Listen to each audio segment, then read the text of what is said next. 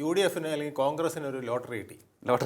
അതെ. L D എഫിന് കുറേ നാളായിട്ട് പാടത്ത് ചെയ്തിരുന്ന പണിക്ക് വരമ്പത്ത് കൂലി കൊടുത്തു. 5 മുഖ്യമന്ത്രി മോഹികൾ, ഒരു 50ഓളം മന്ത്രി മോഹികൾ, ഒരു 500ഓളം MLA മോഹികൾ, ഇവർ തമ്മിൽ തല്ലാതിരിക്കാൻ വേണ്ടി ശ്രദ്ധിക്കുക എന്നുള്ളതാണ് വി ഡി സതീശൻ്റെ ഏറ്റവും പ്രധാനപ്പെട്ട ദൗത്യം എന്നാണ് എനിക്ക് തോന്നുന്നത്. ഓക്കെ.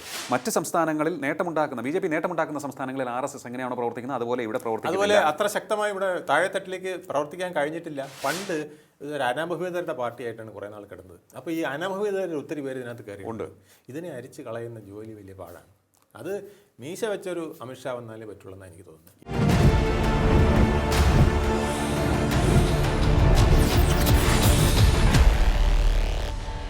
നമസ്കാരം. ടോക്കിംഗ് പോയിന്റിലേക്ക് സ്വാഗതം. തദ്ദേശ സ്വയംഭരണ തിരഞ്ഞെടുപ്പിൻ്റെ ആരവങ്ങളെല്ലാം ഒഴിഞ്ഞു. ഇനിയിപ്പോൾ നിയമസഭാ തിരഞ്ഞെടുപ്പിനുള്ള തയ്യാറെടുപ്പാണ്.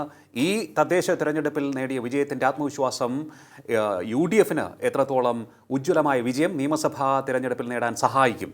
2, CPM എന്ന പാർട്ടി ഈ തിരഞ്ഞെടുപ്പിൽ അപ്രതീക്ഷിതമായി തിരിച്ചടി ഏറ്റുവാങ്ങിയെങ്കിലും എത്രത്തോളം ശക്തമായി തിരിച്ചു വരാനുള്ള സാധ്യത അവർക്കുണ്ട്. 3, BJP, കേന്ദ്രം ഭരിക്കുന്ന BJPക്ക് കേരളത്തിൽ തിരുവനന്തപുരത്ത് കോർപ്പറേഷനിൽ ഭരണം പിടിക്കാൻ സാധിച്ചു. നഗരങ്ങളിൽ അവർക്ക് സാന്നിധ്യം അറിയിക്കുവാൻ സാധിച്ചു. പക്ഷേ ഗ്രാമപ്രദേശങ്ങളിൽ അവർക്ക് വേരുറപ്പിക്കാൻ കഴിഞ്ഞിട്ടില്ല ഇനിയും എന്നുള്ളതാണ് റിസൾട്ട് കാണിക്കുന്നത്. അവർക്ക് എത്രത്തോളം മികച്ചൊരു റിസൾട്ട് നിയമസഭാ തെരഞ്ഞെടുപ്പിൽ ഉണ്ടാക്കാൻ സാധിക്കും. ഈ 3 കാര്യങ്ങളാണ് ഇന്ന് ടോക്കിംഗ് പോയിന്റ് സംസാരിക്കുന്നത്. നമ്മോടൊപ്പം ചേരുകയാണ് രാഷ്ട്രീയ നിരീക്ഷകൻ അഡ്വക്കേറ്റ് വേണുഗോപാൽ MS. നമസ്കാരം സാർ, ടോക്കിംഗ് പോയിന്റിലേക്ക് സ്വാഗതം. നമസ്കാരം. തിരഞ്ഞെടുപ്പിൻ്റെ ആരവങ്ങളൊക്കെ കഴിഞ്ഞു. തോറ്റവർ അതിൻ്റെ ക്ഷീണത്തിലാണ്. അതിനുശേഷം അവർക്ക് മുന്നോട്ട് കുതിക്കേണ്ടതുണ്ട്. മറ്റ് പാർട്ടികളുടെ കാര്യങ്ങളൊക്കെ തന്നെ നമുക്ക് ചർച്ച ചെയ്യാം. ആദ്യം CPM-ൽ തുടങ്ങാമെന്ന് തോന്നുന്നു. കേരളം ഭരിക്കുന്നത് അവരാണല്ലോ. അവർക്ക് പക്ഷേ പ്രതീക്ഷിച്ചതിലും വലിയ തിരിച്ചടിയാണ് ഈ തെരഞ്ഞെടുപ്പിൽ കിട്ടിയത്. ശക്തമായ ഒരു ഭരണവിരുദ്ധ വികാരം ജനങ്ങളുടെ മനസ്സിലുണ്ട് എന്നാണ് തോന്നുന്നത്. ഒട്ടുമിക്ക നിരീക്ഷണങ്ങളും അങ്ങനെ തന്നെയാണ്.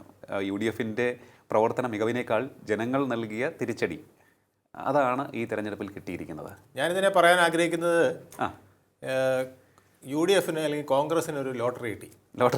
അതെ. LDF-ന് കുറേ നാളായിട്ട് പാടത്ത് ചെയ്തിരുന്ന പണിക്ക് വരമ്പത്ത് കൂലി കൊടുത്തു. Okay, apt. അതാണ് അവിടെ സംഭവിച്ചത്. എന്നാൽ BJPക്ക് തങ്ങൾ നടത്തിയ മുന്നേറ്റത്തിന് ഒത്ത ഒരു വിജയം ഉണ്ടായില്ല എന്നുള്ളത് നമ്മൾ അടിസ്ഥാന കണക്കുകൾ നോക്കുമ്പോൾ കാണാം. അതവർ മനസ്സിലാക്കേണ്ടിയിരിക്കുന്നു. അതവർ പൂർണ്ണമായും മനസ്സിലാക്കേണ്ടിയിരിക്കുന്നു. ചില അപാകതകൾ അവർക്ക് വന്നിട്ടുള്ളത് എന്താണെന്ന് നമുക്ക് വിശകലനം ചെയ്ത് നോക്കാം. തീർച്ചയായിട്ടും നമുക്ക് CPM-ൽ നിന്ന് തന്നെ തുടങ്ങാം.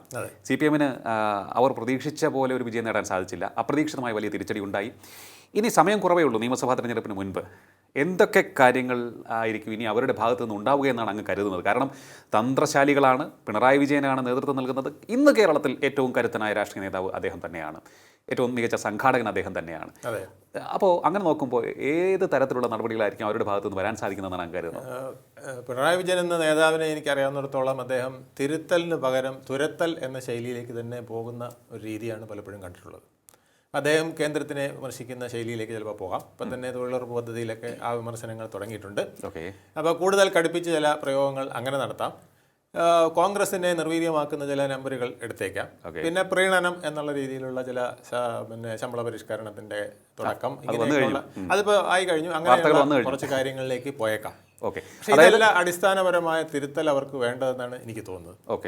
ആ തിരുത്തൽ അടിസ്ഥാനപരമായിട്ട് അവർക്ക് വേണ്ടത് ഭരണവിരുദ്ധ വികാരം എന്ന ഒറ്റവാക്കിൽ നിർത്തിയാൽ പോരാ. ഭരണവിരുദ്ധ വികാരം എന്ന് പറയുന്നതിനേക്കാൾ ഉപരി ഒരു സംവിധാന വിരുദ്ധ വികാരമുണ്ട്. ആ സംവിധാന വിരുദ്ധ വികാരം എന്ന് പറയുന്നത് നീതിന്യായ വ്യവസ്ഥകൾ കൃത്യമായി നടപ്പിലാക്കാൻ പോലീസിനെ ഉപയോഗിച്ചില്ല എന്ന വലിയ പരാതിയുണ്ട്. പോലീസിനെ ഉപയോഗിച്ചില്ല. ആവശ്യമുള്ളിടത്ത് ഉപയോഗിക്കുകയും ആവശ്യമില്ലാത്തടത്ത് സഖാക്കളുടെ സംരക്ഷണത്തിനായി ഉപയോഗിക്കുകയും ചെയ്യുന്ന ഒരു രീതി, അതാണ് ഏറ്റവും പ്രധാനപ്പെട്ട ഒരു തടസ്സമായിട്ട് ഈ ഇലക്ഷനിൽ മാർക്സിസ്റ്റ് പാർട്ടിക്ക് നിന്നതെന്നുള്ളത് അവർ മനസ്സിലാക്കിയിട്ടില്ല എന്നുള്ളതാണ് എനിക്ക് തോന്നുന്നത്. അതായത് ഈ കുറേയേറെ ന്യായത്തിൻ്റെ പക്ഷത്ത് നിന്നില്ല. ഇപ്പം മിനിങ്ങാന്ന് തന്നെ UDF-ൻ്റെ തെരഞ്ഞെടുപ്പ് പ്രചരണം നടക്കുമ്പോൾ തലയിൽ കൊടിയും കെട്ടിക്കൊണ്ട് വന്നിട്ട് കറുത്ത ഉടുപ്പ് വിട്ട് അവരെ മർദ്ദിക്കുകയാണ്. ആ സമയത്ത് പോലീസ് നോക്കി നിൽക്കുകയാണ്. പോലീസ് പിടിച്ചു മാറ്റുന്ന പോലുമില്ല. പിടിച്ചു മാറ്റുന്നെങ്കിൽ തന്നെ ഈ മൃദുല പീഡനവും ഘോര പീഡനവും പോലെയാണ്. കോൺഗ്രസ്സുകാരനെ ചവിട്ടി തള്ളുമ്പോൾ ഇവിടെ മൃദുലമായിട്ട് പിടിച്ചു മാറ്റുന്നു. ഇത് ജനങ്ങൾ കണ്ടുകൊണ്ടിരിക്കുകയാണ്. ഒരു വീട്ടിൽ കയറി ആക്രമണം നടത്തുന്നു. വീട്ടിലോ കടയാണെന്ന് എനിക്ക് ഓർമ്മയില്ല. ആക്രമണം നടത്തുമ്പോൾ ഒരാൾ ഷൂട്ട് ചെയ്തുകൊണ്ടിരിക്കുകയാണ്.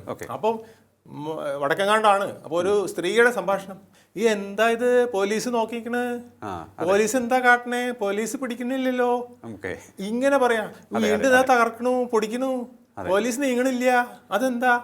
ഇത് എല്ലാ ജനങ്ങളുടെയും മനസ്സിൽ ഈ ചിന്ത ഉണ്ട്. അതെ, ഈ പോലീസുകാരോട് തന്നെ സംസാരിക്കുമ്പോൾ അവർ തന്നെ പറയുകയാണ് അവർ ഹെൽപ്ലെസ് ആണെന്നാണ് പറയുന്നത്. കാരണം ഏതെങ്കിലും തരത്തിൽ അവർ നീതിക്ക് വേണ്ടി നടപടിയെടുക്കുകയും അത് CPM എതിരാവുകയും ചെയ്തു കഴിഞ്ഞാൽ അവർക്ക് പിന്നെ ജീവിക്കാൻ പറ്റാത്തൊരു സാഹചര്യം ഉണ്ടാകുന്ന അവർ തന്നെ പറയുന്നത്. ഒരു വളരെ കാലം നല്ല പ്രവർത്തനം നടത്തിയ ഒരു പോലീസ് ഓഫീസർ, ഒരു CA എന്നോട് പറഞ്ഞത്, സാർ എനിക്ക് ഈ തൊപ്പിയും ഈ കസേരയും മാത്രമേ ഉള്ളൂ, ബാക്കിയൊന്നും എൻ്റേതല്ല. ചില ഉത്തരവുകൾ വരുന്നു, അല്ലെങ്കിൽ വേറെ ആരെങ്കിലും വന്ന് ഇവിടെ നിന്ന് പറയുന്നു, നടപ്പിലാക്കുന്നു എന്നുള്ളൊരു ശൈലി ഉണ്ട്. ഇപ്പം നീതിന്യായ നിർവഹണം കോടതിയിലല്ല. കോടതി ഈ നീതിന്യായ നിർവഹണം കറക്റ്റായിട്ട് ഭരണ സംവിധാനത്തിലൂടെ നടത്താതെ വരുമ്പോൾ അതിലെ ചില പരാതികൾ പരിഹരിക്കാനുള്ളതാണ് കോടതി. അല്ലെങ്കിൽ കോടതി ദിവസവും രാവിലെ എണീറ്റ് പിന്നെ ഇവിടുത്തെ പോലീസ് എന്ത് ചെയ്യുന്നു, ഓരോ കോൺസ്റ്റബിൾ എന്ത് ചെയ്യുന്നു നോക്കലല്ല കോടതിയുടെ ജോലി. അല്ല, ഞാൻ ചോദിച്ചോട്ടെ സാറേ, ഈ ഒരു വിഷയത്തിൽ സാർ ഇപ്പോൾ പറഞ്ഞു വരുന്ന വിഷയത്തിൽ ജനങ്ങളുടെ ഇടയിൽ ഒരു ധാരണ കൂടി വന്നിരിക്കുകയാണ്. എല്ലാ കാര്യത്തിലും കോടതി വേണം എന്നായിരിക്കുകയാണോ കേരളത്തിൽ എന്നാണ് ചോദിക്കുന്നത്. അത് ശരിയാണോ? ശരിയാണ്. കാരണം പിന്നെ സഹാക്കൾ തന്നെ പറയല്ലേ, പോയി കോടതി കൊടുക്കുക. പോലീസ് സർക്കാർ ഉദ്യോഗസ്ഥൻ പറയല്ലേ, എനിക്ക് ഇത്രേ പറ്റുള്ളൂ, വേണമെങ്കിൽ പോയി കോടതി പോയി പറ. കോടതി എന്ന് പറയുന്നത് നമുക്ക് ഇപ്പം ആശുപത്രി പോകുന്ന പോലെയാണ്, മനസ്സിലായില്ലേ? ശരീരത്തിന് ആരോഗ്യം നിലനിർത്താൻ നമ്മൾ ദിവസവും 3 നേരം നല്ല ആഹാരം കഴിക്കണം, വ്യായാമം ചെയ്യണം, കുളിക്കണം, വസ്ത്രം ധരിക്കണം, ഇതൊക്കെയാണ് നമ്മുടെ പരിസരം ശുചിയാക്കണം, ഇതൊക്കെയാണ് നമ്മുടെ ആരോഗ്യം നിലനിർത്താൻ വേണ്ടത്. ഹോസ്പിറ്റലിൽ പോകല്ല വേണ്ടത്, മനസ്സിലായില്ലേ? ഹോസ്പിറ്റലിൽ പോകുന്ന എപ്പോഴാണ്? ഹാർട്ട് അറ്റാക്ക് വരുമ്പോൾ, അല്ലെങ്കിൽ ശരീരത്തിന്റെ ഏതെങ്കിലും ഭാഗം തളർന്നു പോകുമ്പോൾ, ഒടിഞ്ഞു പോകുമ്പോൾ, മുറിഞ്ഞു പോകുമ്പോഴാണ് ഹോസ്പിറ്റലിൽ പോകേണ്ടത്. നമ്മുടെ സിസ്റ്റം ഫംഗ്ഷൻ ചെയ്യാത്തപ്പോഴാണ് നമ്മൾ ആശുപത്രിയെ സമീപിക്കുന്നത്. അതുപോലെ നീതിന്യായ സിസ്റ്റം ഫംഗ്ഷൻ ചെയ്യാത്തപ്പോഴാണ് നമ്മൾ കോടതിയെ സമീപിക്കുന്നത്. അല്ലാതെ ദിവസം രാവിലെ കോടതിയിൽ പോയാൽ കോടതിക്ക് ഇതിനൊന്നും നോക്കാം. ഒന്നാമത്തെ ഇതൊരു പിന്നെ ഹെർക്കൂലിയൻ ടാസ്ക്കാണ് കോടതിയിൽ ഒരു കാര്യം സ്ഥാപിച്ചെടുക്കാന്ന്. 8 വർഷം എടുത്തു. പിന്നെ നമ്മുടെ പിന്നെ അതിജീവിതയ്ക്ക് ആക്രമിക്കപ്പെട്ട കേസിൽ കുഴപ്പം വന്നോ ഇല്ലയോ എന്നറിയാനായിട്ട് 8 വർഷം എടുത്തു. എന്നിട്ട് തന്നെ അത് അതിനെക്കുറിച്ച് കോൺട്രവേഴ്സി നിൽക്കുകയാണ്. ചിലപ്പോൾ ഒരു പോലീസ് ഓഫീസർ വിജിലൻ്റ് ആയിരുന്നെങ്കിൽ ചിലപ്പോൾ ആ പാസിംഗ് സമയത്ത് ഒരു സ്ത്രീയെ ആരോ ആക്രമിക്കുന്ന പോലെ തോന്നുന്നു, പുറകെ വണ്ടിയും കൊണ്ടുപോയി തടുത്തു നിർത്തിയാൽ അതിജീവിതം അന്ന് രക്ഷപ്പെട്ടേനെ. അപ്പം ഒരു പോലീസ് ഓഫീസറുടെ ഒരു കണ്ണ് ചിലരൊക്കെ പറയുന്നത് കേൾക്കാന്നുണ്ടല്ലോ, നമ്മൾ ചില വീഡിയോസിലൊക്കെ കണ്ടിട്ടുണ്ട്. അതായത് ഒരു പോലീസ് ഇൻസ്പെക്ടർ നെഞ്ചു വിരിച്ച് നിന്നാൽ മതി, ഇവിടെ ലോ ആൻഡ് ഓർഡർ നമുക്ക് കൃത്യമായി നടത്തിക്കൊണ്ടുപോകാൻ സാധിക്കും. കണ്ണിൽ കണ്ട ഗുണ്ടകൾക്ക് മുന്നിൽ മുട്ടുമടക്കേണ്ടതല്ല പോലീസിന്റെ യൂണിഫോം എന്നാണ് പലരും പറയുന്നത്. അതിനെന്ത് വേണമെന്നറിയാമോ? പോലീസിന് അവന്റെ ആത്മവീര്യം അവന് കൊടുക്കണം. ഈ ഇരിക്കുന്ന കസേര അതാണ്, ഇത് ഭരണ നിർവഹണത്തിനുള്ള കസേരയാണ്. താനിരിക്കുന്ന ഈ കസേരയിൽ ഈ തൊപ്പിയും വെച്ചിട്ട് താൻ തൻ്റെ ഈ ടെറിട്ടറിയിൽ അവിടെ 2000 വീടോ 3000 വീടോ എത്രയാവുള്ളതെന്ന് വെച്ചാൽ ആ ടെറിട്ടറിയിൽ താനാണ് രാജാവ്. നീതിന്യായം നടത്തി പോണം. അതിന് അപാകത വന്നാൽ തീർച്ചയായും DGP ഇടപെടാം, ആഭ്യന്തരമന്ത്രി ഇടപെടാം, ചിലപ്പോൾ MLA ഇടപെടാം, അതൊക്കെ ശരി. പക്ഷെ അല്ലാത്ത സന്ദർഭത്തിൽ അയാളെ പ്രവർത്തനത്തിൽ തടസ്സപ്പെടുത്തരുത്. തടസ്സപ്പെടുത്തിയാൽ പ്രവർത്തിക്കില്ല. അത് ഒരു വശത്ത്. പക്ഷേ ഈ പോലീസിനെ ഇപ്പോൾ ഉപയോഗിക്കുന്നത്, അല്ലെങ്കിൽ കുറേയേറെ ഗുണ്ടകളെ പോലെ, ഭരണപക്ഷത്തിന്റെ പാർട്ടിയുടെ ഗുണ്ടകളായി പോലീസ് പലപ്പോഴും, അല്ലെങ്കിൽ അങ്ങനെ ചെയ്യാൻ അവർ ഫോഴ്സ് ചെയ്യപ്പെടുകയാണ്. അല്ലെങ്കിൽ ഗുണ്ടകൾ പ്രവർത്തിക്കുമ്പോൾ അതിന് സംരക്ഷണം നൽകുന്ന, പിന്നെ ജീവൻ സംരക്ഷണം എന്ന് പറഞ്ഞ് തലക്കടിക്കുന്ന പോലത്തെ പ്രവൃത്തികൾ ചെയ്യുമ്പോൾ നീതിന്യായ വ്യവസ്ഥ തകർന്നുപോയി. നീതിന്യായ വ്യവസ്ഥ തകർന്നതിന്റെ ഭയം ജനങ്ങളിൽ നിൽപ്പുണ്ട്. അത് തിരുത്താൻ തയ്യാറുണ്ടോ? ഒന്നാമത്തെ ചോദ്യം. വളരെ വാലിഡ് ആയിട്ടുള്ള പോയിന്റ്. രണ്ടാമത്തെ ചോദ്യം, പിന്നെ ഭരണവിരുദ്ധ വികാരം പോലെ തന്നെയാണ് പ്രധാനപ്പെട്ടതാണ് ഈ കോനയടിക്കൽ വികാരം. അതെന്താണ്? നിങ്ങൾ എല്ലാത്തിനെയും ന്യായീകരിക്കുകയാണ്. എന്റെ ബുദ്ധിയെ നിങ്ങൾ കോനയടിക്കുകയാണ്. അത് എനിക്ക് സഹിക്കാൻ ഒക്കില്ല. തെറ്റാണെന്ന് എനിക്ക് നിങ്ങൾക്ക് ഉറപ്പുള്ള കാര്യത്തിനെ നിങ്ങൾ പച്ചയ്ക്ക് ന്യായീകരിക്കുമ്പോൾ ഞാൻ എന്താ വേറെ ഊളനാണോ എന്ന് ചോദിക്കേണ്ട സാഹചര്യം വരുന്നു. അതൊരിക്കലും സഹിക്കാൻ പറ്റില്ല. അതുപോലെ ധൂർത്ത് വിരുദ്ധ വികാരം മൂന്നാമത്തേത്, അത് പ്രധാനപ്പെട്ടതാണ്. ധൂർത്തിലൂടെ ഇങ്ങനെ പോകുന്നു. പിന്നൊന്ന് സ്വജനപക്ഷപാത വിരുദ്ധ വികാരം. ഇങ്ങനെ ഒരുപാട് തിരുത്തേണ്ട വികാരങ്ങളുണ്ട്. ഈ വികാരങ്ങൾ തിരുത്തിയില്ലെങ്കിൽ വീണ്ടും VD സതീശന് ഒരു ലോട്ടറിയും കൂടെ കിട്ടും. ലോട്ടറി എന്ന് പറയുന്നത് എന്തുകൊണ്ടാണ്? കോൺഗ്രസ് പണിപ്പെട്ടല്ല ഇത് നേടിയത്. കോൺഗ്രസ് നിരാശരായി അങ്ങനെ പൊട്ടിപ്പൊളിയുമെന്ന് വിചാരിച്ച് നിന്നപ്പോൾ അവർക്ക് കിട്ടിയ ലോട്ടറിയാണ്, ജനങ്ങൾ കൊടുത്ത ലോട്ടറിയാണ് ഇത്. അതെ, നമ്മൾ പറയുമല്ലോ ഭാഗ്യദേവത കഥകൾ കടാക്ഷിച്ചിരിക്കും. ഞെട്ടിപ്പോയി.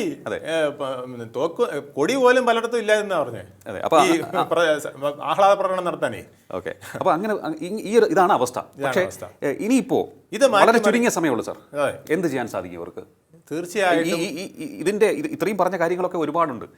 അപ്പോൾ ഇതിന് ഞാൻ ഒരു കാര്യം കൂടെ പറഞ്ഞിട്ട്, കോൺഗ്രസിന്റെ പിന്നെ വി.ഡി. സതീശൻ പറഞ്ഞ ഒരു കാര്യം വളരെ കറക്റ്റാണ്. ഘടകകക്ഷികളിൽ നിന്ന് ഇനി കുറേ പേരെ കൂടെ പിടിക്കേണ്ട കാര്യമുണ്ടെന്ന് അദ്ദേഹം പറഞ്ഞത് കറക്റ്റാണ്. കാരണം മാർക്സിസ്റ്റ് പാർട്ടിയുടെ അടിത്തറ തകർന്നിട്ടില്ല, LDFന്റെ അടിത്തറ തകർന്നിട്ടില്ല, അതിന് യാതൊരു സംശയവുമില്ല. ഉറപ്പായിട്ടും അത് വളരെയധികം പ്രധാനപ്പെട്ട ഒരു കാര്യമായിട്ട് നമ്മൾ വീക്ഷിക്കണം. പിന്നെ CPI പറഞ്ഞ ഒരു കാര്യമുണ്ട്, ഞങ്ങളുടെ മന്ത്രിമാരെ പോലും പ്രവർത്തിക്കാൻ അനുവദിച്ചില്ല. വളരെ പ്രധാനപ്പെട്ട കാര്യമാണ്. അതൊരു പോയിന്റാണ് സാർ. ഇത് പല ആൾക്കാരും കൃത്യമായി പറയുന്നതാണ്. അവർക്ക് കിട്ടുന്ന വിവരങ്ങൾ അനുസരിച്ച് ഘടകകക്ഷികളുടെ മന്ത്രിമാർ മാത്രമല്ല, ഒരു മന്ത്രിമാർക്കും മുഖ്യമന്ത്രി ഒറ്റയാൻ പട്ടാളം പോലെ പ്രവർത്തിച്ചു. അത് ഇന്നല്ല പറയേണ്ടത്. ഇത് വെളിയം ഭാർഗവനോ ഒക്കെ പണ്ട് പറഞ്ഞിരുന്ന പോലെ അന്ന് പറയണം. ഈ അന്ന് പറയാത്തത് ഇന്ന് വന്ന് കുത്തിയ ഒരു കാര്യമില്ല, ജനം തിരിച്ചു കുത്തും. ചിലരൊക്കെ ചോദിക്കുന്നുണ്ടല്ലോ, പല കാര്യങ്ങളിലും നിങ്ങൾ പണ്ട് മോശപ്പെട്ട അനുഭവത്തിന് വിധേയമായി എന്നുണ്ടെങ്കിൽ അത് അന്ന് പറയണമായിരുന്നു. ഇന്ന് രോഗി മരിച്ചതിന് ശേഷം നല്ല ചികിത്സ അവിടെ ഈ മരുന്ന് ഇരിപ്പുണ്ടായിരുന്നു, അതെടുത്ത് ഷെൽഫിൽ നിന്ന് എടുത്ത് ഒരു ഇഞ്ചക്ഷൻ കൊടുത്തെങ്കിൽ രക്ഷപ്പെട്ടെന്ന് പറഞ്ഞിട്ട് കാര്യമില്ല. ഇപ്പൊ ശരശയ്യെ കിടക്കുകയാണ്.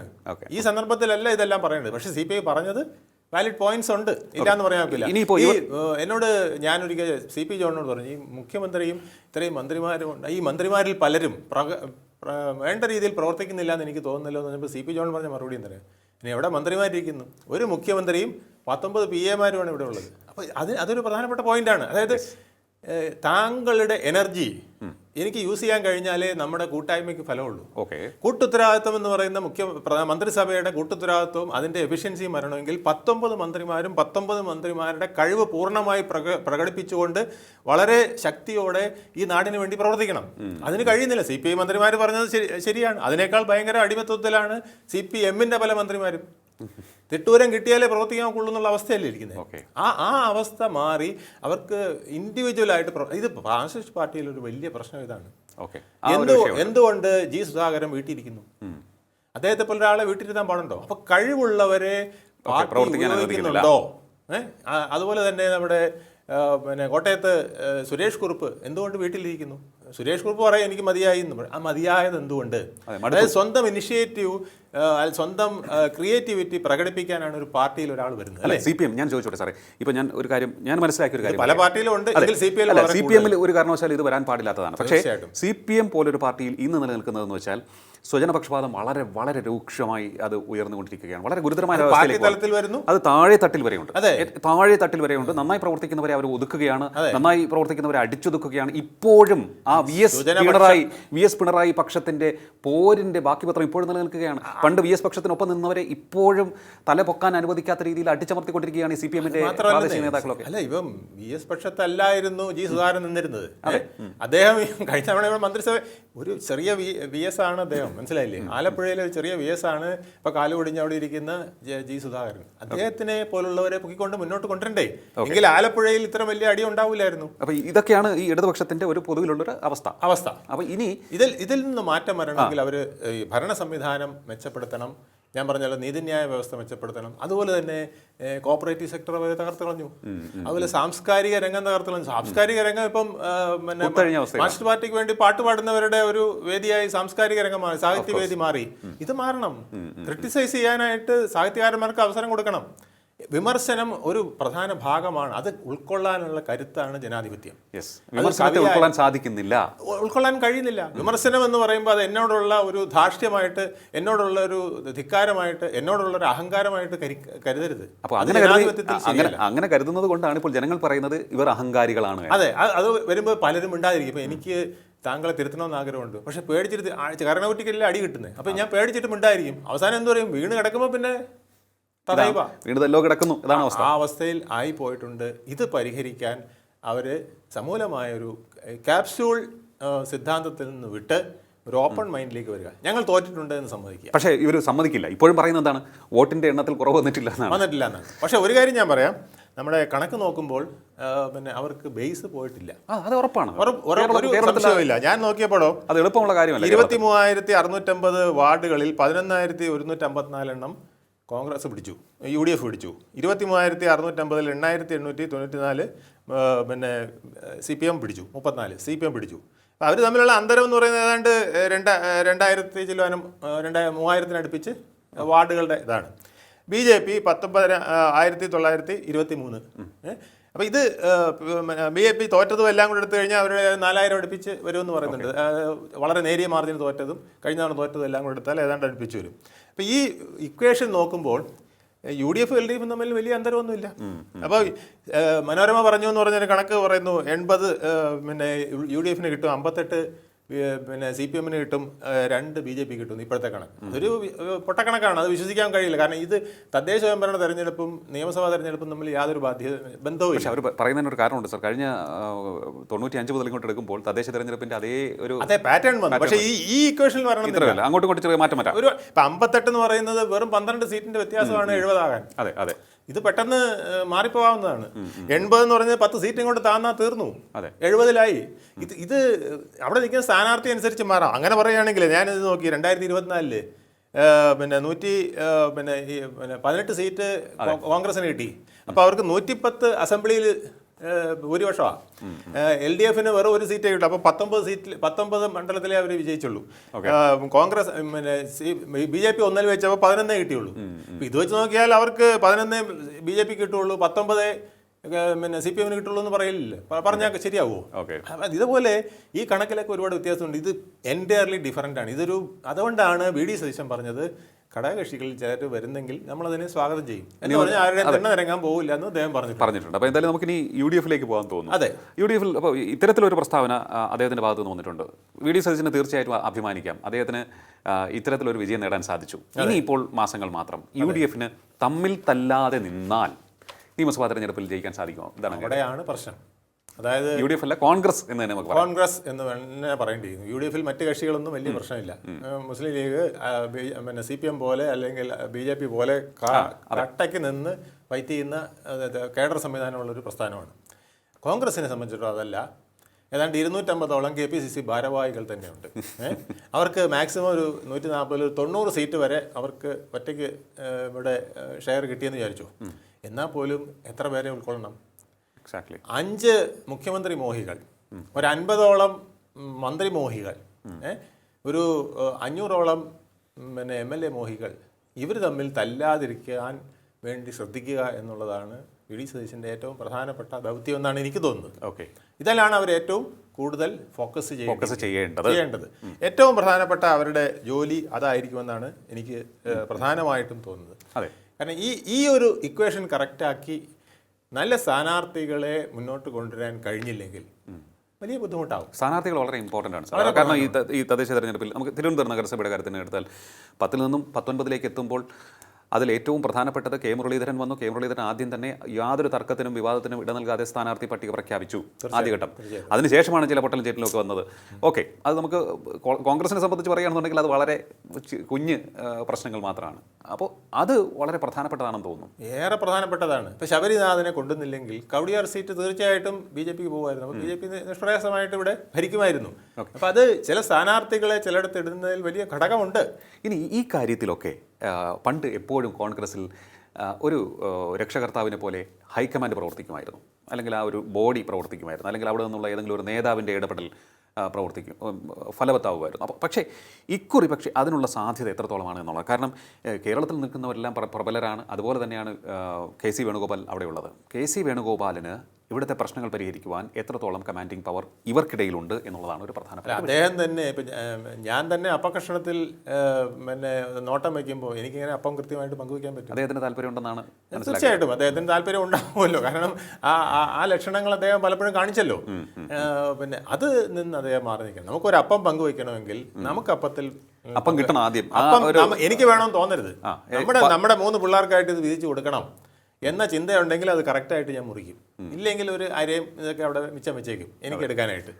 മനസ്സിലായില്ലേ? അപ്പോൾ ആ ഒരു വിധത്തിൽ വരാതെ ഒരു ലീഡർഷിപ്പ്, അതായത് കേന്ദ്ര നേതൃത്വത്തിൻ്റെ സപ്പോർട്ട് ഇവിടെ VD സതീശനും മുരളീധരനും ഉണ്ടാക്കിയിരിക്കുന്ന ആ ടീമിന് കൊടുത്താൽ, രമേശ് രമേശ് ചെന്നിത്തലയും നിശബ്ദനായി ഇപ്പോൾ നിൽക്കാൻ തോന്നുന്നു, ആ ടീമിന് കൊടുത്താൽ ഒരുപക്ഷെ അവർക്ക് UDF-നെ അധികാരത്തിലെത്തിക്കാൻ സാധിക്കും.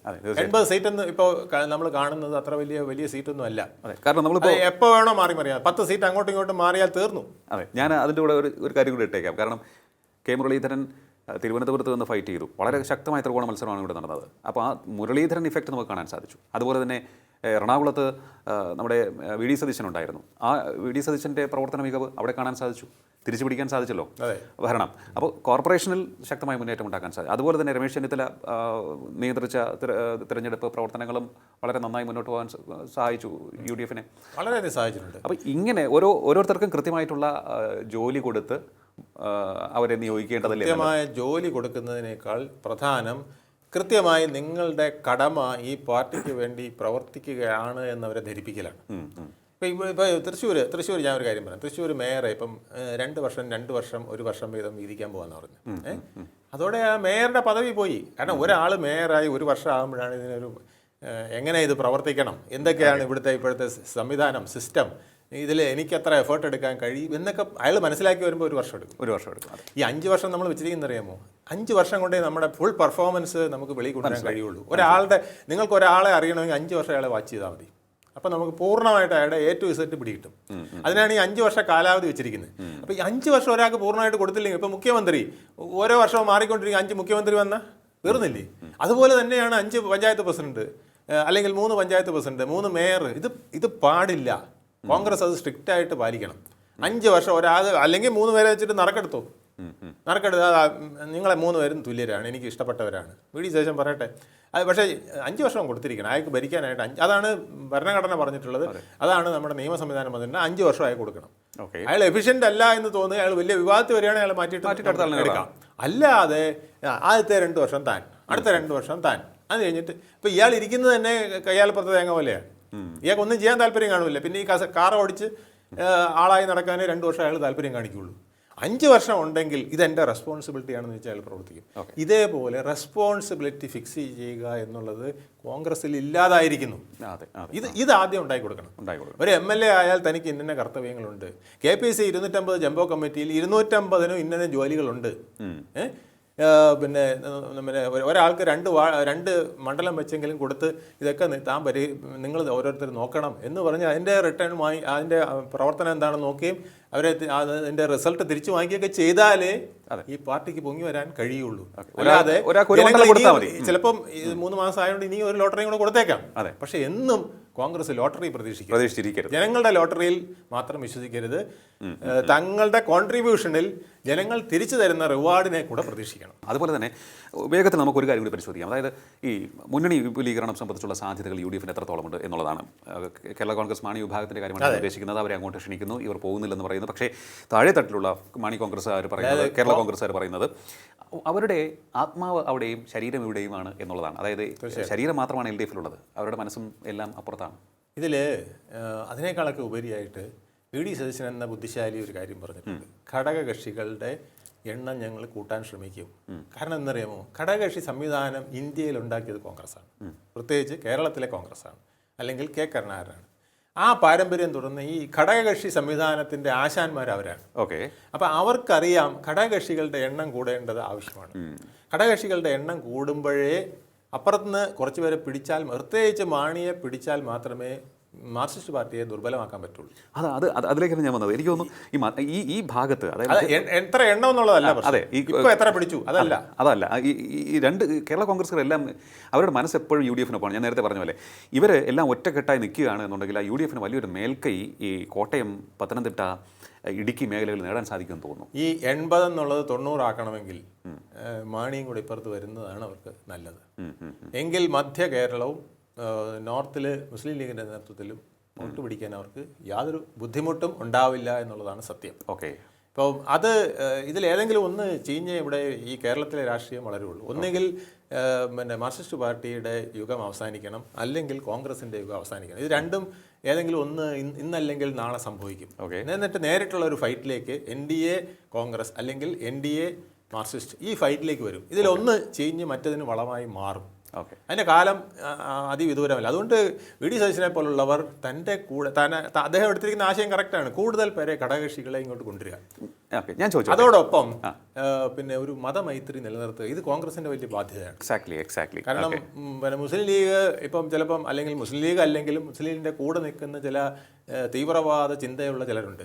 അവരിത് പകരം വീട്ടാനായിട്ടുള്ള ഒരു ഉപകരണമായി ഇപ്പൊ മാർക്സിസ്റ്റ് പാർട്ടി പോലീസിനെ ഉപയോഗിക്കുന്ന പോലെ, നീതിന്യായ വ്യവസ്ഥയെ ഉപയോഗിക്കുന്ന പോലെ, സർക്കാർ സ്ഥാപനങ്ങളെ ഉപയോഗിക്കുന്ന പോലെ 5ാം മന്ത്രിയും 6ാം മന്ത്രിയും നേരിട്ട് പറഞ്ഞില്ലെങ്കിലും അണ്ടർഗ്രൗണ്ടിൽ കൂടെ കളിച്ചാലും ഇന്നത്തെ സാഹചര്യത്തിൽ ജനത്തിന് മനസ്സിലാവും. അല്ല, ഇപ്പോൾ പറയുന്ന ഒരു കാര്യം, കേരളത്തിലെ അങ്ങോളം ഇങ്ങോളം ഓക്കെ, അവർ മലബാർ മേഖലയിൽ അല്ലെങ്കിൽ മലപ്പുറത്തും സമീപ പ്രദേശങ്ങളിലൊക്കെ തന്നെ ഉജ്ജ്വല വിജയം നേടി. പക്ഷേ മുസ്ലിം ലീഗിന്റെ സ്വഭാവത്തിൽ മാറ്റം വന്നിരിക്കുന്നു. അത് അടുത്ത കാലത്ത് അവരിലേക്ക് കടന്നുകൂടിയ ചില ശക്തികളുടെ പ്രഭാവം മൂലമാണ് എന്ന് പറയുന്നു. ജമാഅത്തെ ഇസ്ലാമി തുടങ്ങിയ കാര്യങ്ങളുടെ കാര്യം അവർ പറയുന്നുണ്ട്. പക്ഷേ ആ ഒരു ഫീല് ഇല്ലാതാക്കേണ്ട ബാധ്യത അത് കോൺഗ്രസിനുണ്ട്. അത് കോൺഗ്രസിനുണ്ട്. ലീഗ് അത് പറഞ്ഞാൽ കുറച്ച് മനസ്സിലാക്കുന്നവരാണ്. അപ്പം ലീഗിനെ കൂടെ കയ്യിലെടുത്തുകൊണ്ട് ഈ ക്ഷിദ്രവാസനകൾ, പ്രത്യേകിച്ച് മത തീവ്രവാസനകൾ അവർ നിലയ്ക്ക് നിർത്തിയില്ലെങ്കിൽ അവരുടെ ക്രിസ്ത്യൻ വോട്ടുകൾ കൂടി പോകും.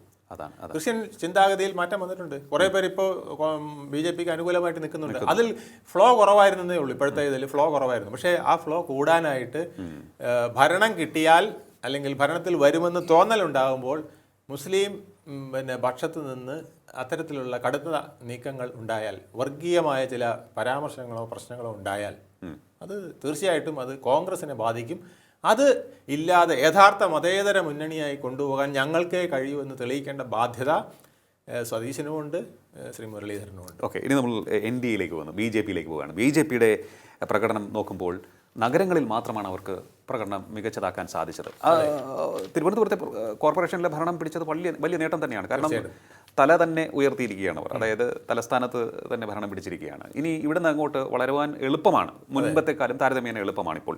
പക്ഷേ നോക്കുമ്പോൾ വേരോട്ടം എത്രത്തോളം ശക്തമാണ് എന്നുള്ളതാണ് ഏറ്റവും പ്രസക്തമായ ഒരു പരിശോധന അവർ നടത്തേണ്ടതെന്ന് തോന്നുന്നു. തീർച്ചയായിട്ടും ഗ്രാമങ്ങളിൽ, അതായത് പഞ്ചായത്തുകളിൽ വലിയ നേട്ടം ഉണ്ടാക്കാൻ സാധിച്ചില്ല. ഒറ്റപ്പെട്ട നേട്ടങ്ങളെ അവർക്ക് ഉണ്ടാക്കാൻ കഴിഞ്ഞുള്ളൂ.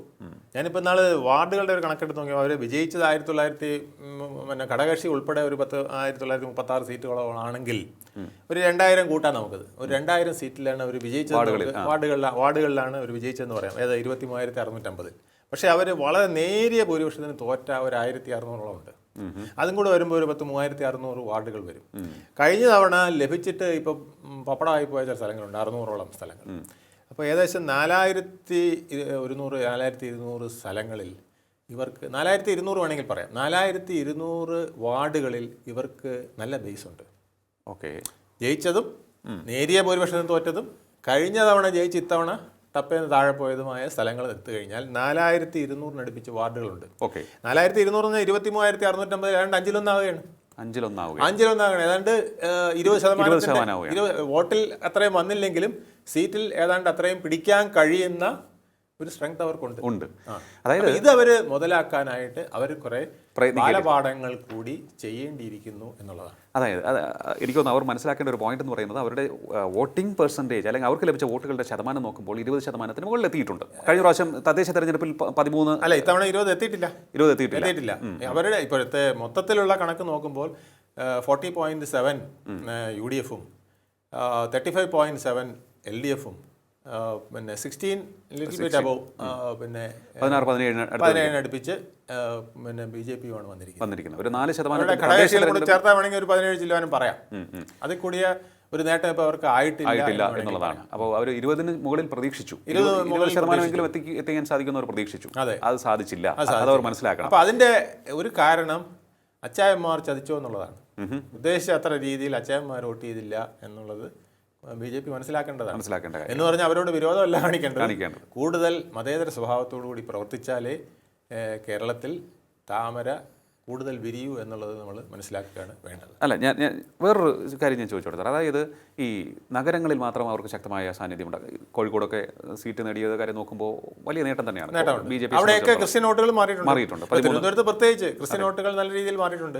ജയിച്ച പല സ്ഥലങ്ങളിലും അത്തരത്തിൽ ഒരു ചേഞ്ച് ഉണ്ട്. കൊല്ലത്തും അവർക്ക് 10 സീറ്റ് കിട്ടിയത് ആ വിധത്തിലുള്ള മാറ്റങ്ങൾ കോർപ്പറേഷനിൽ ഉണ്ട്. അപ്പോൾ അത്തരത്തിൽ ഈ നേട്ടം വെച്ച് നോക്കുമ്പോൾ നഗരങ്ങളിൽ ഓക്കെ അവർക്ക് കൺസോൾട്ടേറ്റ് ചെയ്യാൻ സാധിച്ചു, അല്ലെങ്കിൽ അവരെ ഇതുവരെയുള്ള പെർഫോമൻസ് വെച്ച് നോക്കുമ്പോൾ ഗ്രോ ചെയ്യാൻ സാധിച്ചിട്ടുണ്ട്, വളരാൻ സാധിച്ചു. പക്ഷേ തദ്ദേശ സ്ഥാപനങ്ങളുടെ തിരഞ്ഞെടുപ്പിൽ നോക്കുമ്പോൾ ഗ്രാമപഞ്ചായത്തിലേക്ക് നോക്കുമ്പോൾ താഴത്തേക്ക് പോകുന്നു. ഞാൻ ചോദിക്കുന്ന ഒരു കാര്യം, ഈ നമ്മുടെ രാജീവ് ചന്ദ്രശേഖർ വന്നതിന് ശേഷം അവരുടെ സമീപനത്തിലൊരു മാറ്റം വന്നിട്ടുണ്ട്. അദ്ദേഹത്തിൻ്റെതായൊരു രീതി വന്നിട്ടുണ്ട്. എല്ലാവരെയും ഉൾക്കൊണ്ട് മുന്നോട്ട് പോവുക, വർഗീയത പറയുന്നതും അത്തരത്തിലൊരു ഫീൽ ഉണ്ടാക്കുന്നതും കുറഞ്ഞിട്ടുണ്ട്. പക്ഷേ ആ ഒരു രീതി അടിത്തട്ടിലേക്ക് പ്രവർത്തകരിലേക്ക് എത്തിയിട്ടില്ല. രാജീവ് ചന്ദ്രശേഖർ ഡ്രൈവിംഗ് സീറ്റിൽ വന്നിരുന്നു, വണ്ടി പെയിന്റ് ചെയ്ത് നീറ്റാക്കി, ബോർഡൊക്കെ നല്ല കറക്റ്റായിട്ട് വെച്ചു. പണ്ട് ലക്ഷ്യമില്ലാത്ത ബോർഡായിരുന്നു, ഇപ്പോൾ കറക്റ്റ് ബോർഡ് വെച്ചിട്ടുണ്ട്. ഹിന്ദു മുസ്ലിം പിന്നെ ഹിന്ദു ക്രിസ്ത്യൻ ഐക്യവും മുസ്ലിങ്ങളോട് സ്നേഹമായ പെരുമാറ്റം എന്നൊക്കെ പറഞ്ഞ് ബോർഡ് മാറ്റിയിട്ടുണ്ട്. പക്ഷേ അത് പൂർണ്ണമായിട്ടും നടപ്പിലാക്കണമെങ്കിൽ ആ എൻജിൻ കപ്പാസിറ്റി ഉള്ളതായിരിക്കണം, ടയറുകൾ കൂടുതൽ ബെറ്റർ ആയിരിക്കണം. അപ്പോൾ രാജീവ് ചന്ദ്രശേഖറിന് സ്ഥാനാർത്ഥി നിർണയത്തിൽ ചില മാറ്റങ്ങളൊക്കെ വരുത്താൻ സാധിച്ചിട്ടുണ്ട്. നിങ്ങൾ കഴിഞ്ഞാൽ സംഘടനാ തലത്തിൽ വലിയ മാറ്റങ്ങൾ വരുത്താൻ കഴിഞ്ഞിട്ടില്ല. അതായത് ഞാൻ പ്രത്യേകിച്ച് ജില്ലാ തലത്തിലും താഴെത്തട്ടിലും അവിടെ ചില മാറ്റങ്ങൾ അത്യാവശ്യമാണ്. രാജീവ് ചന്ദ്രശേഖർ സ്റ്റിയറിംഗ് വളയ്ക്കുമ്പോൾ ടയർ സംശയിക്കുകയാണ്, ടയർ അങ്ങോട്ട് പോകണോ, അങ്ങോട്ടല്ലല്ലോ പോകേണ്ടത്, ഇങ്ങോട്ടല്ലേ പോകേണ്ടതെന്ന് സംശയിക്കുകയാണ്. ടയർ ആ സംശയം മാറ്റുകയാണ് ചെയ്യേണ്ടത്. ആദ്യം ടയർ പിന്നെ ബ്രേക്ക് പിടിക്കുമ്പോൾ നിൽക്കുന്ന വിധത്തിലുള്ള ആ ഒരു ഗ്രിപ്പ് ഇല്ല അതിന്. ആ ഗ്രിപ്പ് വേണം, അല്ലെങ്കിൽ പായിക്കാൻ സമയത്ത് ആഞ്ഞു പായാനായിട്ടുള്ള ആ ഒരു ഗ്രിപ്പ് അതിന് വേണം. ചുരുക്കി പറഞ്ഞാൽ ഈ കമാൻഡ് മുകളിലിരുന്ന് രാജീവ് ചന്ദ്രശേഖർ കൊടുക്കുന്ന കമാൻഡ് അടിത്തട്ടിലുള്ളവരും ശിരസാ വഹിച്ച് പ്രവർത്തിക്കാൻ തയ്യാറാവണം. ഇപ്പം നമ്മളിപ്പോൾ ഇവിടെ പ്രവർത്തനം നമ്മൾ കണ്ടത് RSSകാരെന്ന് പറയുന്നത് RSSകാർ ഈ പാർട്ട് ടൈം പ്രവർത്തകരാണ്. അവർ പാർട്ടിയുടെ യഥാർത്ഥ പ്രവർത്തകരല്ല. അവർ വേറൊരു ലൈനിൽ പോകുന്നു. പിന്നെ ഇലക്ഷൻ വരുമ്പം അവരുടെ ആ ഒരു പ്രേമം കൊണ്ട് ഇവിടെ താമര വിരിഞ്ഞ് കാണണം എന്നൊക്കെയുള്ള മോഹം കൊണ്ട് അവർ ഒന്ന് ചാടി വീഴുന്നതാണ്. അതുപോലും പൂർണ്ണമായിട്ടും എല്ലായിടത്തും എല്ലാ വീട്ടിലും കയറാത്ത സ്ഥലങ്ങളുണ്ട്. ഇന്നിപ്പോൾ ഞാൻ പലയിടത്തും ചോദിച്ചപ്പോൾ പലരും പറഞ്ഞു ഞങ്ങളുടെ കൂടെ വന്നു പോലും ഇല്ല. അതായത് മറ്റ് സംസ്ഥാനങ്ങളിൽ നേട്ടമുണ്ടാക്കുന്ന BJP നേട്ടമുണ്ടാക്കുന്ന സംസ്ഥാനങ്ങളിൽ RSS എങ്ങനെയാണോ പ്രവർത്തിക്കുന്നത് അതുപോലെ ഇവിടെ പ്രവർത്തിക്കുന്നത്. അതുപോലെ അത്ര ശക്തമായി ഇവിടെ താഴെത്തട്ടിലേക്ക് പ്രവർത്തിക്കാൻ കഴിഞ്ഞിട്ടില്ല. അപ്പോൾ ഈ RSS BJP നേതാക്കൾ തമ്മിലുള്ള സഹകരണത്തിന്റെ കുറവാണോ? സഹകരണത്തിന്റെ കുറവാണോ? ഈ പിന്നെ ഇതിനൊക്കെ ഒരു എഫിഷ്യൻസിയുടെ പ്രശ്നമുണ്ട്. നമ്മൾ ജനങ്ങളെ അഭിമുഖീകരിക്കുന്ന രീതി. ഇപ്പം RSS പ്രവർത്തകന് ഹിന്ദു പിന്നെ സുഹൃത്തുക്കളോട് പെരുമാറുന്ന രീതിയിലല്ല ക്രിസ്ത്യൻ സുഹൃത്തുക്കളോട് പെരുമാറേണ്ടത്. അപ്പം ആ രീതിയിലൊക്കെ ഉള്ള കുറെ കൂടെ മെയ്വഴക്കങ്ങൾ വരാനുണ്ട് എന്ന് എനിക്ക് തോന്നുന്നു. അത് താഴെത്തട്ടിൽ ചില മാറ്റങ്ങൾ വരുത്താനുണ്ട്. അപ്പോൾ ഇന്നലെ കൂവിയവൻ എൻ്റെ വീട്ടിൽ കയറി വന്നിട്ട് എന്നെ കണ്ടപ്പോൾ അച്ചായനാണെന്നോ അല്ലെങ്കിൽ മുസ്ലിം ആണെന്നോ പറഞ്ഞ് കൂവിയവൻ പിന്നെ ഇന്ന് കയറി വന്ന് ഐക്യം പറയുമ്പോൾ പെട്ടെന്ന് എനിക്ക് ദഹിച്ചെന്ന് വരില്ല. അപ്പം അതൊക്കെ കുറെ കൂടെ പ്രായോഗികമാക്കി എടുക്കാനുണ്ട്. അത് BJPയുടെ നേതാക്കളാണ് ശ്രമിക്കേണ്ടത്. BJPക്ക് ഏറ്റവും അത് ഞാൻ പറയാൻ പറ്റും. BJPക്ക് ഏറ്റവും പ്രധാനമായിട്ട് വേണ്ടത് ഇപ്പോൾ നിയമസഭാ തെരഞ്ഞെടുപ്പിലേക്ക് നിർത്താൻ തക്ക യോഗ്യതയുള്ള നേതാക്കൾ എന്ന് പറഞ്ഞാൽ ഒരു 30 പേരിൽ കൂടുതലുണ്ടെന്ന് എനിക്ക് തോന്നുന്നില്ല. അതായത് മറ്റു പാർട്ടികളുമായിട്ട് കമ്പയർ ചെയ്യുമ്പം ആ തലത്തിൽ നിൽക്കാൻ ഒരു 10-30 പേര് കൂടിയാൽ 40 പേര്, അതിൽ കൂടുതലുണ്ടെന്നില്ല. 140 പേര് വേണം. 140 ഗജവീരന്മാർ ഇവിടെ വേണം. അല്ല 140 മണ്ഡലങ്ങളിൽ നിൽക്കണമെന്നുണ്ടെങ്കിൽ മണ്ഡലങ്ങളിൽ നിൽക്കുന്ന മാത്രമല്ല, ഞാൻ ജയിക്കുന്നതിനല്ല ഞാൻ പറഞ്ഞു, പ്രതിപക്ഷമാകുന്നതിന് മുഖ്യ പ്രതിപക്ഷമാകുന്നതിന് പോലും അത് വേണം. 140 ഇയാൾ കൊള്ളാമല്ലോ. ഈ വോട്ട് ഒരു 10%, 15% പലപ്പോഴും വീഴുന്നത് ആ ആളിനെ നോക്കിയാണ്. ഇപ്പൊ ഇവിടെ തിരുവനന്തപുരത്തെ വിജയത്തിന്റെ ഒരു ഘടകം എന്ന് പറയുന്നത് ഇവരുടെ ബേസ് മാത്രമല്ല, സ്ഥാനാർത്ഥികളാണ്. മറ്റ് സ്ഥാനാർത്ഥികളിൽ മികച്ചതായിരുന്നു എന്നുള്ളതാണ്. അതുപോലെ തന്നെ ഒരു അപാധം വന്നിട്ടുള്ളത് ഈ ഘടകകക്ഷികൾക്ക് ചിലത് താമര വിരിയേണ്ട സ്ഥലത്ത് ചില ഘടകകക്ഷികൾക്ക് സീറ്റ് കൊടുത്തു. അങ്ങനെ 1-2 സീറ്റുകൾ പോയി. ഇല്ലെങ്കിൽ ഇപ്പോൾ ഇവിടെ ഭൂരിപക്ഷം കിട്ടിയേനെ. അത് അവർ മനസ്സിലാക്കിയിട്ടുണ്ടെന്നാണ് ഞാൻ മനസ്സിലാക്കുന്നത്. ഘടകകക്ഷികൾക്ക് അല്ലെങ്കിൽ ഘടകകക്ഷികൾ താമര ചിഹ്നത്തിൽ മത്സരിക്കണം. താമര ചിഹ്നത്തിൽ മത്സരിക്കുമ്പോൾ കിട്ടുന്ന ഇമേജ് മറ്റ് ഘടകകക്ഷികളുടെ മറ്റ് ചിഹ്നങ്ങൾ, ഞാൻ ചിഹ്നത്തിന്റെ പേരെടുത്ത് പറയുന്നില്ലെന്നേ ഉള്ളൂ, അതാ പിന്നെ തിരുവനന്തപുരത്തെ BJP പ്രവർത്തകർക്ക് അറിയാം. ചിലയിടത്ത് പോരായ്മ വന്നിട്ടുണ്ട്. ആ താമരയിൽ അടിക്കുന്ന അത്ര ഊക്കിൽ ചിലത് വീഴില്ല. കാരണം അവരത്ര ആ തലത്തിൽ അവരെത്തിയിട്ടില്ല. അപ്പൊ ഘടകകക്ഷിയാണ് ഞാനെന്ന് പറഞ്ഞാൽ ആ വാർഡിൽ എൻ്റെ സ്വാധീനം നിലനിർത്താൻ കഴിഞ്ഞില്ലെങ്കിൽ എനിക്ക് എൻ്റെ ചിഹ്നവും എൻ്റെ പേരും അവിടെ പതിപ്പിക്കാൻ കഴിയില്ല. അപ്പോൾ അവർ മാറിക്കൊടുക്കുകയാണ് വേണ്ടത്. അല്ലെങ്കിൽ അവർ ഇനി നിന്നേ പറ്റൂ, എനിക്ക് വാർഡിൽ കൗൺസിലർ ആവണമെന്നുണ്ടെങ്കിൽ താമര ചിഹ്നത്തിൽ നിന്ന് മത്സരിച്ച് ജയിക്കണം. ഇത് ചെയ്യാൻ തയ്യാറായില്ലെങ്കിൽ ഇപ്പോൾ ഇവിടെ 2 സീറ്റിന് 1 സീറ്റിനെ കിടന്ന് വെള്ളം കുടിക്കുന്നില്ല, ഇതുപോലത്തെ അവസ്ഥയിൽ എത്തിപ്പോകും. തീർച്ചയായിട്ടും 52 സീറ്റ് ഇവിടെ കിട്ടുമായിരുന്നു. അത് ഘടകകക്ഷികൾ തോൽപ്പിച്ച സീറ്റുകളും ഉണ്ട്. അത് പാർട്ടി പരിഹരിക്കുമെന്ന് എനിക്ക് തോന്നുന്നു, പരിശോധിക്കുമെന്ന് എനിക്ക് തോന്നുന്നു. അത് വളരെ പ്രധാനപ്പെട്ട കാര്യമാണ്. അതുപോലെ ഏറ്റവും പ്രധാനപ്പെട്ടതാണ് കവലകൾ തോറും കമ്മിറ്റികൾ വേണം. അതുപോലെ 23,650 വാർഡിലും കമ്മിറ്റികൾ ശക്തമായിരിക്കണം. അവർ പിന്നെ തോറ്റെന്നും പറഞ്ഞുകൊണ്ട് മാറി നിൽക്കാൻ പാടില്ല. അവർ ചെയ്യേണ്ടത് കേന്ദ്ര ഫണ്ട്, ഇപ്പോൾ കേന്ദ്ര ഫണ്ട് ഇപ്പോൾ 260 കോടി ഇപ്പോൾ തദ്ദേശ സ്വയംഭരണ സ്ഥാപനങ്ങൾക്ക് ഇപ്പോൾ കൊടുത്തിട്ടുണ്ട്. ഈ കേന്ദ്ര ഫണ്ടുകൾ വിനിയോഗിക്കുന്നുണ്ടോ, അത് ഞങ്ങളുടെ ഫണ്ടാണെന്ന് പറഞ്ഞ് വരാനായിട്ട് ഇവർക്ക് കഴിയണം. മാർക്സിസ്റ്റ് പാർട്ടിയെ കണ്ടുപിടിക്കേണ്ട അതാണ്. അത് പിന്നെ കേന്ദ്രം തന്നത് പോലും പിണറായി വിജയൻ്റെ നേതൃത്വത്തിൽ തന്നതാണെന്ന് പറഞ്ഞ് മാറ്റിമറിക്കാൻ അവർക്ക് കഴിവുണ്ട്. പക്ഷേ ഇവർക്ക് കേന്ദ്രത്തിൽ നിന്ന് കിട്ടിയ ഫണ്ട് ഈ 23,650 വാർഡിലും ഫലപ്രദമായി ജനങ്ങൾക്ക്, അതിൽ കക്ഷിയും പാർട്ടിയും നോക്കണ്ട, ആർക്ക് കിട്ടിയാലും കുഴപ്പമില്ല, ഹിന്ദുവിന് കിട്ടിയാലും മുസ്ലിമിന് കിട്ടിയാലും ക്രിസ്ത്യാനി കിട്ടിയാലും കുഴപ്പമില്ല. പക്ഷേ അത് തന്നത് ഞങ്ങളുടെ കേന്ദ്ര ഗവൺമെൻറ് ആണെന്ന് പറയാൻ, അത് കറക്റ്റായിട്ട് എത്തുന്നുണ്ടോ, ആ പദ്ധതി നടപ്പിലാക്കുന്നുണ്ടോ എന്ന് നോക്കാൻ ഒരു കമ്മിറ്റി അവിടെ. ഒരു കാര്യം കൂടി ഞാൻ പറഞ്ഞോട്ടെ സാർ, അതായത് ഈ കോർപ്പറേഷനുകളിലൊക്കെ തന്നെയുള്ള നേതാക്കൾക്ക് നല്ല പക്വതയുണ്ട്. പക്ഷേ ഈ കിട്ടിയ പഞ്ചായത്തുകൾ പോലും നേരെ ചൊവ്വേ ഭരിക്കുവാൻ കഴിയാത്തൊരവസ്ഥ, കുരങ്ങൻ്റെ കയ്യിൽ പൂമാല കിട്ടിയതുപോലെയുള്ള അവസ്ഥ BJP ഉണ്ട് എന്ന് പറയാതിരിക്കാൻ സാധിക്കുന്നില്ല. പലപ്പോഴും പല സ്ഥലങ്ങളിലും അതാണ് സംഭവിച്ചിരിക്കുന്നത്. ഈ കഴിഞ്ഞ പ്രാവശ്യം കിട്ടിയ ചില മുനിസിപ്പാലിറ്റികൾ അവർക്ക് നഷ്ടമായി, ചില പഞ്ചായത്തുകൾ അവർക്ക് നഷ്ടമായി, അവിടെയൊക്കെ ഒന്ന് മാത്രമേ അവശേഷിക്കുന്നു ചില സ്ഥലത്ത്. ഇതൊക്കെ കാരണം ഈ കുരങ്ങൻ്റെ കയ്യിൽ പൂമാല കിട്ടിയ അവസ്ഥ പോലെ ആയിപ്പോയെന്ന് തോന്നുന്നു. അത് പരിഹരിക്കണം. ഇത് കോൺഗ്രസിന് പറ്റിയ കോൺഗ്രസിന് ഇപ്പോൾ ലോട്ടറി അടിച്ചെന്ന് ഞാൻ പറഞ്ഞില്ലേ, ഇതുപോലെ ചില സ്ഥലങ്ങളിൽ താമര എങ്ങനെയെങ്കിലും വരണം, കേന്ദ്രത്തിന്റെ ഭരണം വരണം, മോദിജിയുടെ ഭരണം ഇവിടെ വരണം എന്ന് ചിലർ താമരയിൽ അടിച്ചു കൊടുത്തിട്ടുണ്ട്. അതെ, അപ്പോൾ വന്നത് ഇതുപോലത്തെ താങ്കൾ പറഞ്ഞ പോലെ കുരങ്ങൻ്റെ പൂമാല കിട്ടിയ പോലത്തെ കുറേ കക്ഷികളാണെങ്കിൽ അത് പൊളിഞ്ഞു പോകും. അതാണ്. അപ്പോൾ അതുകൊണ്ട് ഒന്നുകിൽ അവരെ ട്രെയിനിങ് കൊടുത്ത് വേണ്ട രീതിയിൽ പാർട്ടി ശ്രദ്ധിച്ചും മാറ്റിയെടുക്കണം, ഇല്ലെങ്കിൽ ഇവരെ മാറ്റി പുതിയ. ഇപ്പോൾ പാർട്ടിക്ക് പറ്റിയിരിക്കുന്ന BJPക്ക് പറ്റിയിരിക്കുന്ന ഒരു കുഴപ്പമെന്ന് വെച്ചാൽ, പണ്ട് ഇതൊരു അനഭവിതരുടെ പാർട്ടിയായിട്ടാണ് കുറേ നാൾ കിടന്നത്. അപ്പോൾ ഈ അനഭവിതരുടെ ഒത്തിരി പേര് ഇതിനകത്ത് കയറിയുണ്ട്. ഇതിനെ അരിച്ച് കളയുന്ന ജോലി വലിയ പാടാണ്. അത് മീശ വെച്ചൊരു അമിത്ഷാ വന്നാലേ പറ്റുള്ളൂ എനിക്ക് തോന്നുന്നു. യെസ്, അത് വലിയ ഒരു പ്രധാനപ്പെട്ട ജോലിയാണ്. തീർച്ചയായിട്ടും. എന്തായാലും 3 മുന്നണികൾക്കും എടുപ്പത് പണിയുണ്ട്. കൃത്യമായി അത് നിർവഹിച്ചാൽ നിങ്ങൾക്ക് മുന്നോട്ട് പോകാം. അത് ഇടതാണെങ്കിലും ഒപ്പം തന്നെ UDF ആണെങ്കിലും NDA ആണെങ്കിലും. CPM-നെ സംബന്ധിച്ചിടത്തോളം ഇതുവരെയുള്ള കുറേയേറെ കുഴപ്പങ്ങൾ നമ്മൾ പറഞ്ഞു. അത് നിങ്ങൾ അംഗീകരിക്കണം, ആദ്യം തിരുത്താൻ തയ്യാറാവുക. ജനങ്ങളുടെ മനസ്സിൽ നിങ്ങൾ അപ്രോച്ച് ചെയ്യാൻ ഒക്കെയുള്ള യോഗ്യതയുള്ളവരാണ് എന്ന് നിങ്ങൾ തെളിയിക്കേണ്ടതുണ്ട്. ഞങ്ങൾ മുതലാളിമാരാണ്, ഞങ്ങൾ നിങ്ങളുടെ ഉടയോന്മാരാണ് എന്നുള്ള ഭാവം ആദ്യം മാറ്റുക. തലക്കണം മാറ്റി ജനങ്ങളിലേക്ക് ഇറങ്ങിച്ചെല്ലുക. ജനങ്ങളിൽ നിന്ന് നിങ്ങൾ ഏറെ അകന്നു നിൽക്കുകയാണ്. അത് ആദ്യം നിങ്ങൾ മനസ്സിലാക്കി തിരുത്തുക. UDF തമ്മിൽ തല്ലാതിരുന്നാൽ നിങ്ങൾക്ക് കൊള്ളാം, ഭരണം കിട്ടും.